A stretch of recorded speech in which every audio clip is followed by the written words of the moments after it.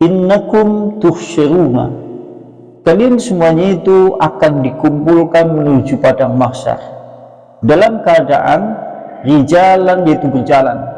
Berarti dalam keadaan yang pertama berjalan, dan warubana, dan ada yang naik kendaraan, watujaruna ala wujuhikum, dan ada yang berjalan di atas wajah-wajah mereka. Lantas kemudian Abu Sa'id Al-Hudri, dia bertanya kepada Rasulullah sallallahu alaihi wasallam. Sahabat Nabi Sa'id bin Hudri, dia bertanya kepada Rasulullah, ya Rasulullah, kaifa yujaru al-kafir, bagaimana orang kafir itu diseret atas wajahnya, bagaimana kemudian orang kafir itu dikumpulkan menuju pada padang mahsyar dalam keadaan mereka itu diseret atas wajah-wajah mereka. Abu Sa'id Al-Hudri, sahabat Nabi, tanya kepada Rasulullah, ya Rasulullah, bagaimana orang itu yang notabene dia adalah orang kafir kemudian digiring menuju padang mahsyar, dia itu berjalan atas wajah-wajah mereka pada hari kiamat, pada hari itu. Lantas Rasulullah kemudian menjawab, alaysa alladhi amsahu rijlaihi fid dunya, bukankah Allah subhanahu wa ta'ala mampu menjadikan manusia, baik orang muslim ataupun orang kafir, intinya semua manusia, dia bisa berjalan dengan kedua kakinya tatkala di dunia? Bukankah manusia tatkala kemudian di dunia Allah memiliki kemampuan dan maha kuasa untuk memperjalankan manusia dengan kedua kakinya? Otomatis mudah bagi Allah subhanahu wa ta'ala untuk menjadikan orang kafir itu berjalan menuju padang mahsyar atas wajah-wajah mereka.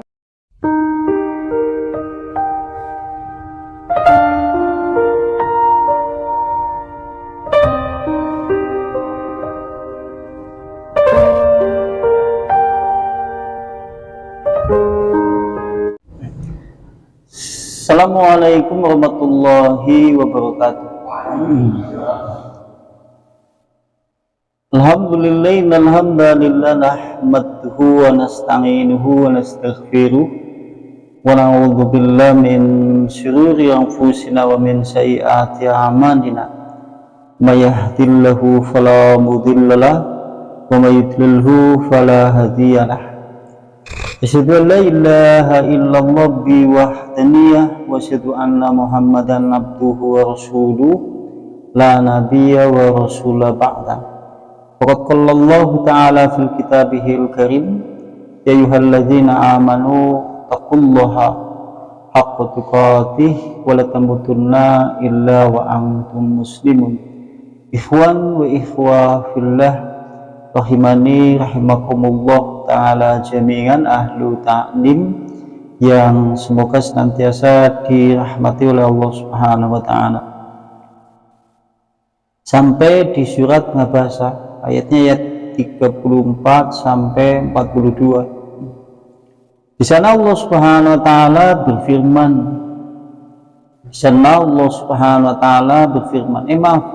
ayatnya 37 sampai 42 ding.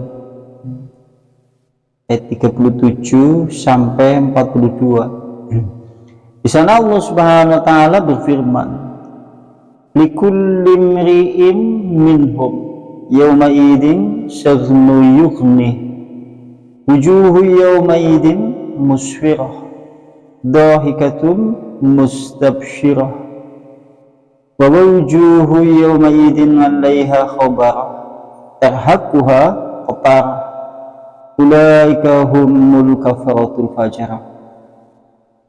Dikuli, untuk tiap-tiap imri'in, yaitu seorang, untuk tiap-tiap diri, minhum, dari manusia, yaumaidin, pada hari itu, syagnu, memiliki urusan, yukni, yang menyibukkannya, wujuhun, pada hari itu wajah-wajah, yaumaidin, pada hari itu wajah-wajah, musfirah, berseri-seri, dahikatun, itu tertawa, mustabsyirah, lagi berbahagia, wabujuhun, dan wajah-wajah, yaumaidin, pada hari itu pula, alaiha, atas wajah-wajahnya, khabarah, tertutup debu, terhakuha dan tertutup pula abtarah kegelapan.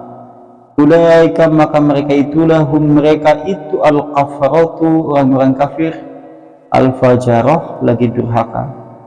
Kalau seandainya kita artikan jadi, maka untuk tiap-tiap manusia pada hari itu maksudnya adalah hari tatkala dikumpulkan di padang mahsyar, maka manusia semuanya memiliki urusan yang menyibukkannya. Ada sebagian manusia yang wajahnya berseri-seri, tertawa lagi berbahagia, tetapi ada pula wajahnya yang tertutup debu, hitam, bahkan seperti tertutup kegelapan. Maka yang tertutup kegelapan itulah mereka adalah orang-orang kafir lagi durhaka. Surat Abasa ayat 37 sampai 42. Kemarin sampai di hadis yang diriwayatkan oleh Imam At-Tirmidzi. Jadi kalau seandainya kita lihat ayat ini, maka keadaan manusia begitu kemudian dibangkitkan dari alam barzah menuju ke padang mahsyar, maka kondisi manusia itu disebutkan di dalam hadis Nabi. Yang pertama, dia dalam keadaan telanjang kaki, telanjang badan, tidak bersunat. Pertama seperti itu, sebagaimana disebutkan di dalam hadis yang diriwayatkan oleh yaitu Nasai. Kalau yang kemarin telah diriwayatkan oleh Tirmidzi, sekarang itu yang diriwayatkan oleh Nasai telah memberitahu kepadaku, yaitu Amru bin Usman.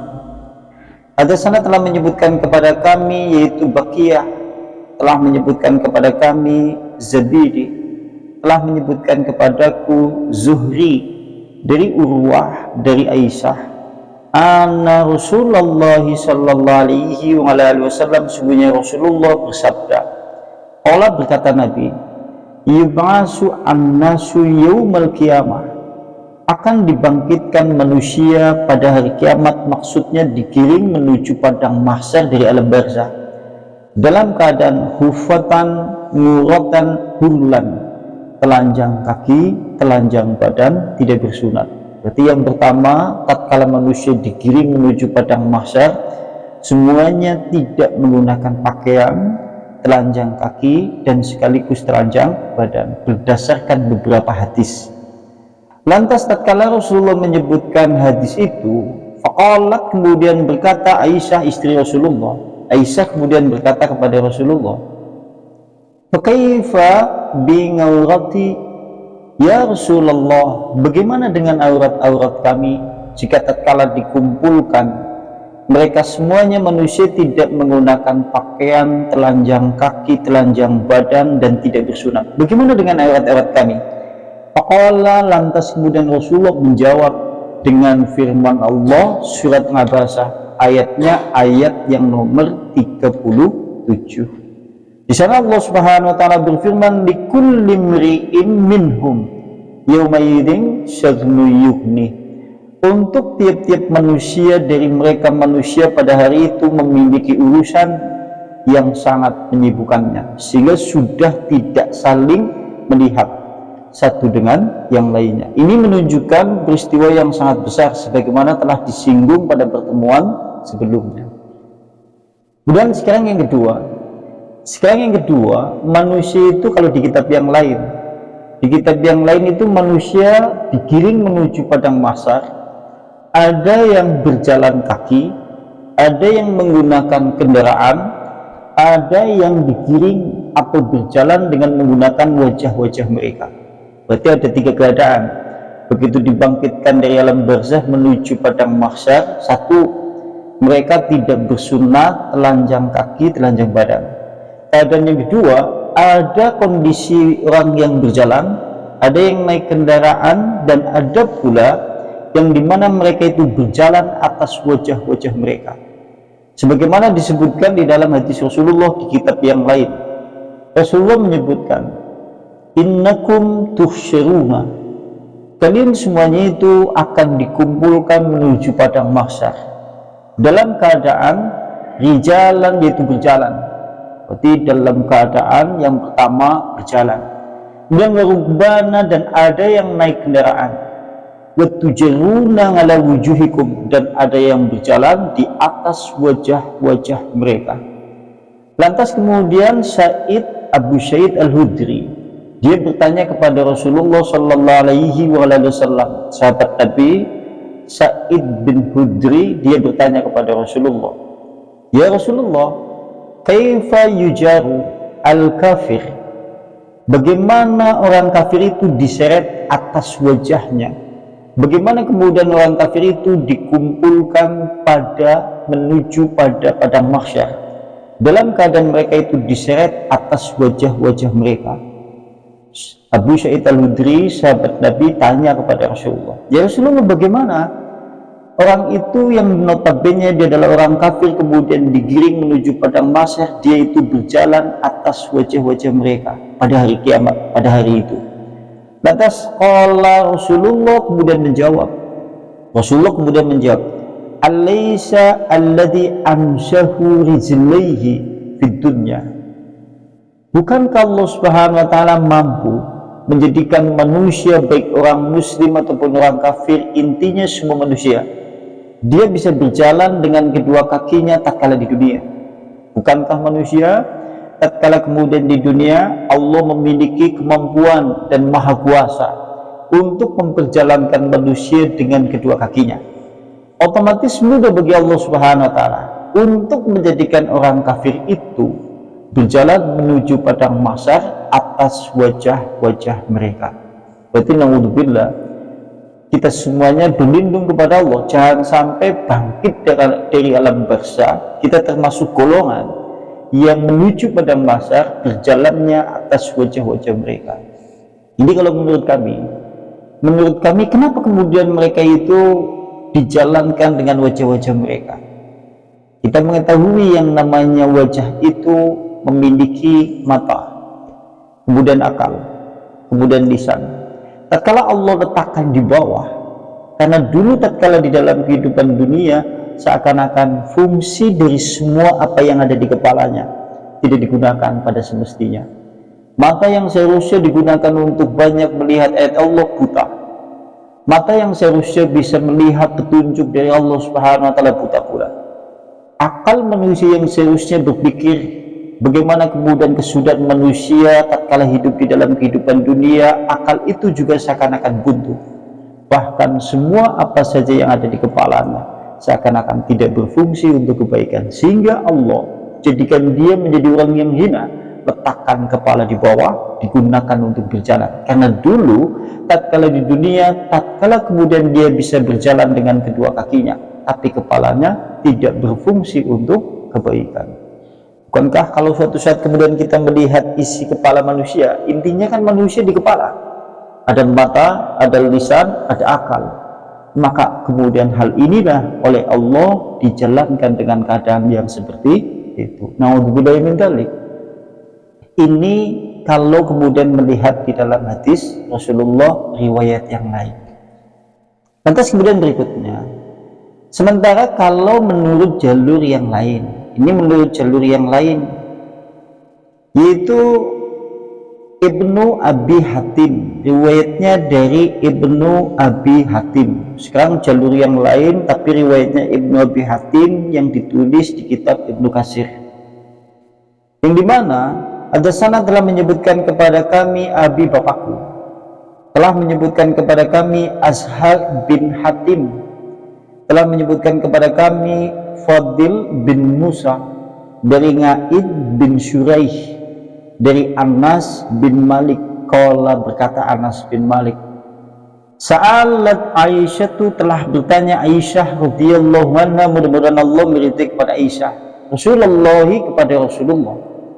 Faqalat, kemudian Aisyah berkata kepada Rasulullah, Ya Rasulullah, bi abbi anta wa umi, ya Rasulullah, demi nama bapakku, dirimu, dan demi nama ibuku, inni sa'altuka man hadisin, aku ingin bertanya kepadamu wahai Rasulullah tentang hadis, fatuhbiruni, maka beritahu kepadaku. Faqala, kemudian Rasulullah menjawab, in kana ngindi minhu ngilmun, ya Aisyah, nanti aku akan menjawab jika ada pengetahuan pada diriku. Ini kan menunjukkan orang yang ditanya terkait masalah agama, kalau memang tidak memiliki pengetahuan, ya jangan dijawab. Sebagaimana perkataan ulama di zaman dulu, bukan termasuk orang yang pandai tatkala kemudian dia ditanya segala sesuatu kemudian dia menjawab. Maksudnya bahwa menjawab apa saja harus berdasarkan pengetahuan ilmu. Artinya kemudian kita berbicara masalah agama berdasarkan akal pikiran kita masing-masing, karena ini agama. Apalagi kalau kaitannya dengan masalah akhirat, masalah surga, masalah neraka, masalah hari kiamat, masalah pada mahsyar, ini kan masalah suatu yang gaib. Artinya jangan mengatakan hal itu kecuali didasarkan pada dalil Al-Quran ataupun dari hadis Nabi. Kan nggak bisa dikarang-karang, jadi seperti itu. Lantas kemudian berikutnya, qalat, kemudian Aisyah berkata, ya Nabi Allahi, wahai Nabi Allah, kaifa yuhsyaru rijal, bagaimana dikumpulkan kaum laki-laki?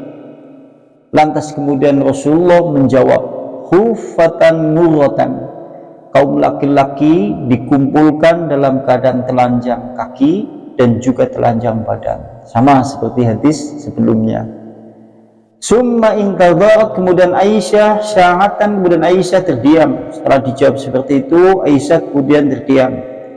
Faqalat, kemudian Aisyah bertanya lagi kepada Rasulullah, ya Nabi Allah, kaifa yuhsyaru an-nisa, lantas bagaimana pula dikumpulkan kaum wanita?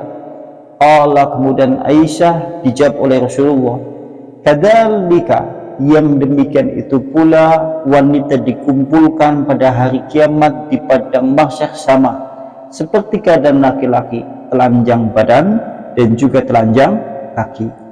Qalat, kemudian Aisyah berkata kepada Rasulullah, alangkah kemudian aurat kami ya Rasulullah pada hari kiamat? Lantas kemudian dijawab oleh Rasulullah, wa an ayyi dzalika tas'alina, apa yang kemudian kau katakan wahai Aisyah? Sesungguhnya telah turun ayat kepadaku yang dimana ayat itu tidak akan membahayakanmu pada hari itu terkait masalah pakaian wanita. Maksudnya adalah ayat itu likullim ri'im minhum yawma idzin syaknu yukni, itu tiap-tiap diri, tiap-tiap seseorang pada hari itu memiliki kesibukan yang sangat menyibukkannya, sehingga tidak mungkin satu dengan yang lain saling melihat. Ini keadaan manusia begitu dibangkitkan dari alam barzah menuju padang mahsyar.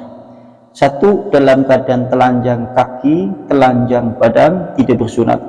Yang kedua, kemudian digiring menuju padang mahsyar, ada yang berjalan, ada yang naik kendaraan, ada yang kemudian dalam keadaan berjalan dengan wajah-wajah mereka. Yang berjalan dengan wajah-wajah mereka adalah orang-orang kafir. Berarti besok tatkala kemudian digiring menuju padang mahsyar, orang yang kemudian berjalan atas wajah-wajah mereka notabene mereka adalah orang-orang kafir. Naudzubillah summa naudzubillah. Dan berikutnya,